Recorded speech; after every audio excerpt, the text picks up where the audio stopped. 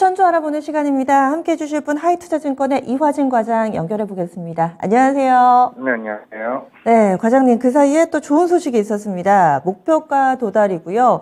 수익률이 굉장하네요. 요즘에 핫한 이 로봇 섹터 내에서 지난 1월 25일이었습니다. 큐렉소를 제시를 해주셨는데 한 달 정도 보유하니까 수익이 자그마치 40%가 넘습니다. 43%나 났어요. 살 때는 7,000원대 중반이었는데 목표가 9,000원 주셨고 9,000원을 훌쩍 뛰어넘어 10,000원 선 그 이상의 퍼포먼스를 보여줬는데 큐렉소 지금도 주가가 좀 탄탄합니다. 이 종목 향후의 전략 어떻게 세우고 계세요?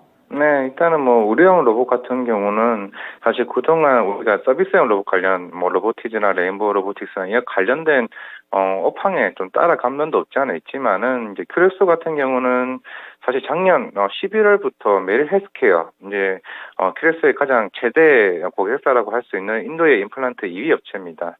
일단 메리 헬스케어가 이제 다른 글로벌, 영업 판권에 대해서 작년에 추가 공급 계획을 맺었던 만큼, 이제 큐렉스는 이제 인공 관절 로봇인 큐비스 조인트 같은 경우가 올해 좀 본격적으로 성장 가능성이 좀 높다라고 말씀드릴 던 것 같은데, 물론 이제 이번 주인가요? 이제 윤석열 대통령이 이제 이번 첨단 산업 관련 회의 통해 가지고 이제 큐렉소 인공관절 로봇을 직접 참석하게 되면서 조금 시장에 좀 뜨거운 관심을 받았었는데, 이제는 의료 로봇 자체도 시장에서 굉장히 좀 부각을 좀 받을 수 있을 것으로 보이고 있고, 저는 개인적으로 큐렉스를 한국의 인투이티브 서지컬에 좀 생각을 하고 있는 만큼, 향후 성장성 좀 크다라고 볼 수 있고, 지금 전략 같은 경우는, 제가 때 어느 정도는 조금은 이제 보유하신 분들은 어느 정도, 비중을 조금 줄이는 편이 낫지 않을까라고 생각을 하고 있기 때문에, 물론 관련된 정보에 대한 이슈도 나올 수 있는 만큼 기대를 할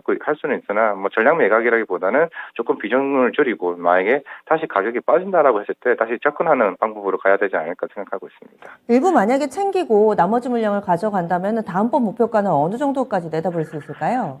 저는 일단 그 다음이 이제 15,000원인데, 그런 이유가 일단은 척추 로봇 같은 경우도 이제 향후 이제 북미 시장을 현재 노리고 있고, 이제 이런 인공관절 로봇도 미국에 있는 FDA 승인을 좀 남아 있는 만큼 이제 새로운 큰 시장을 가는 부분이거든요. 북미 시장이 워낙 전 세계적으로 의료 쪽으로는 로봇으로 굉장히 큰 시장이고, 이제 실제로 가게 되면은, 실제 구글이나 아마존 같은 경우도 이번 헬스케어 로봇 관련 이제 MOU를 맺어서 지금 같이 협업을 하고 있는 만큼 가장 큰 시장으로 나가는 부분입니다.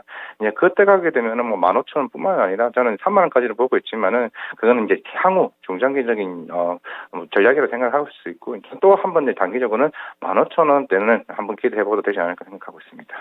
지난 2017년에 가본 적이 있는 가격대입니다. 15,000원 정도까지 볼 수 있다. 다만 지금은 단기 수익 많이 냈으니까 일부 챙기고 이런 부분들은 기억을 해주시면 좋을 것 같네요. 큐렉소 수익 내신 분들 모두 축하드립니다. 그리고 지난주에 주셨던 종목도 퍼포먼스가 좋습니다. 아이패밀리 SC, 이 웨딩 관련된 유일한 상장사를 이렇게 소개를 해주셨는데 수익권이죠 지금?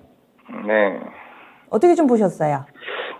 사실 내일부터 중국 양해가 이제 개최가 되죠. IPM SC 같은 경우는, 일본 비중이 이제 코로나 때, 빠르게 성장하게 되면서 50% 매출 비중까지 올라왔었고, 오히려 중국 비중은 굉장히, 줄어들었다는 측면에서 좀 다른 화장품 업종과 대비해서 중국 비중이 좀 작다라고 생각을 했었고, 이제는 어떻게 보면 중국이 리오프닝이 되게 되면서, 중국 시장까지 커진다라고 하게 되면은, RPM SC 입장에서는 사실 워낙 이제 시가총액이 작은 종목이다 보니까 중국까지 커진다? 그럼 일본, 중국까지, 확대되어 나가면 매출도 크게 외형 성장이 된다라고 가정하에, 좀 크게 기대를 받았던 부분이었기 때문에 클리어와 더불어서 이제 색조 화장품, 쪽에서는 좀 중장기적으로 또 제가 봤을 때는 더 들어가는 게 좀 맞다라고 좀 생각하고 있습니다.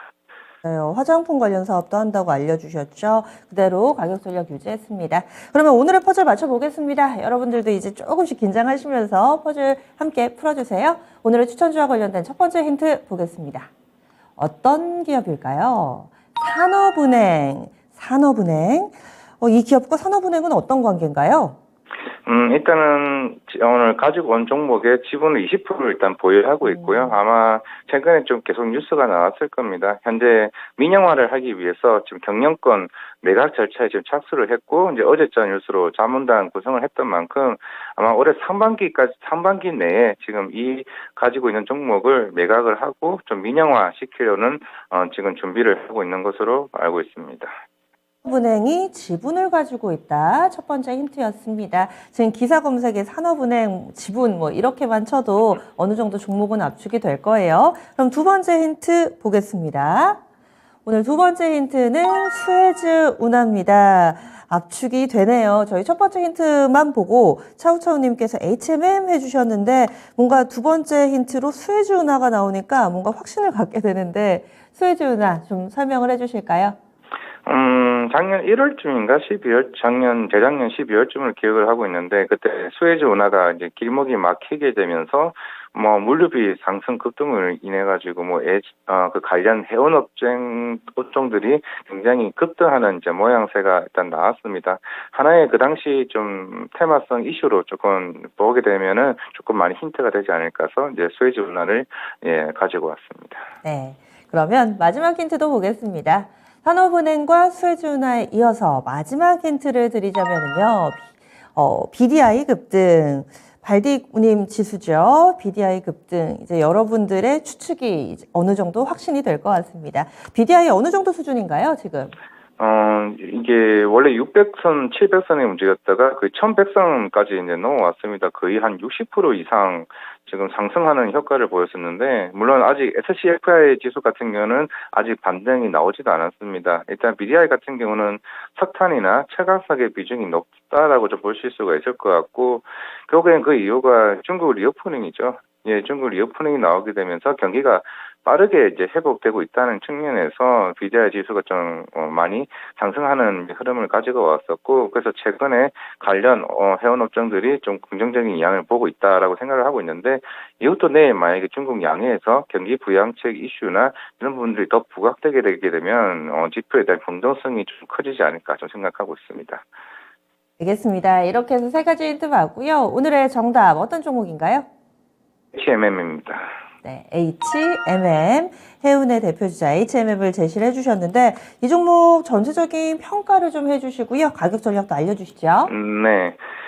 사실 2021년, 22년만큼의 실적은 나오기는 이제는 조금 큰 이슈가 있지는 않는 이상 좀 나오기가 이제는 힘들 겁니다. 워낙 그 당시에는 코로나 이슈가 워낙 많았기 때문에 그런 이슈가 있었고, 이제 올해부터는 일단은 이 회사를 가지고 온 거는 일단은 첫 번째, 산업은행 이제 매각 절차를 착수하게 될 것으로 보고 있고, 결국에는 이 HMM이 가지고 있던 연구체가 굉장히 많습니다. 굉장히 큰 물량이기 때문에 이 연구체 매각을 어떻게 가이드라인에 제시하냐에 따라서 어느 정도 무게감이 확 떨어지고, 만약에 지금 현대차 그룹도 인수 후보에도 있는 상황인 만큼 연구체가 매각이 가이드라인이 먼저 나온다. 그렇게 되면 몇몇 대기업들에서 인수 절차가 서서히 시작될 겁니다. 그러면서 HMM에 대한 좀 주가도 좀 긍정적으로 보일 수가 있을 것 같고, 지금 현재 주가가 싸기 때문에 오히려 더 메리트가 있는 상황이죠. 그렇기 때문에 HMM 주가가 오히려 빠른 시간에 올라갈 수도 있다는 측면에서는